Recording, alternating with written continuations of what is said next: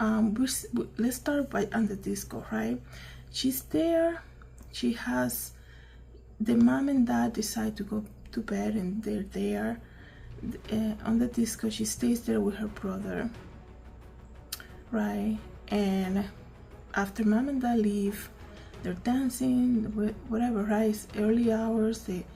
I think they close at midnight or something, the disco or something like this. And then Brad said, Amy's brother signals to her and say, hey, I'm leaving, basically, you know. And she's dancing, right? And Brad leaves, right? And he goes back to the room, to the cabin. And then he said within 5 minutes, she's basically, you know, well, Brad left and he went to the deck for 30 minutes and then went back to the room. And then he said after 5 minutes, she basically walked in too. And they're in the balcony, right? And they're smoking, drinking, finishing their drinks and all of that in the balcony. And then I don't know what time it was, maybe 3 something. Brad says he's gonna go to bed, right? And she says, I'm gonna stay here because I'm not feeling too well, I want some air, right? Now we're gonna open parentheses and we're gonna mention the neighbor is basically fascinated by Amy. Basically, he knows who she is, he has spoken with her, he saw her dancing. He's like, I just went to the disco and saw her dancing with her. Basically, it's these eyes that are just following her around, basically. And luck will have it, basically, she's actually next door, and he will talk to her through the balcony. And he said that it was so easily to speak with her because you can just lean over and she was right there.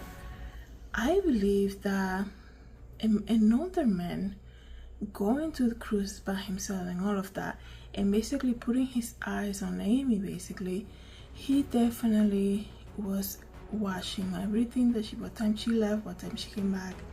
So he knew, like, he knew her timing, and he probably knew that she was in the balcony. I mean, this is an old man that maybe he wasn't that old when it happened, but he was traveling by himself, so he was basically so focused on what the people next to him were doing because he obviously spoke with her and all of that. I knew about her and knew who she was and saw her dancing. I mean, he's basically saying all of this on the documentary, right?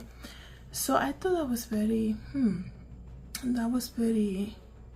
interesting. He was basically, in my opinion, the monitor guy, right?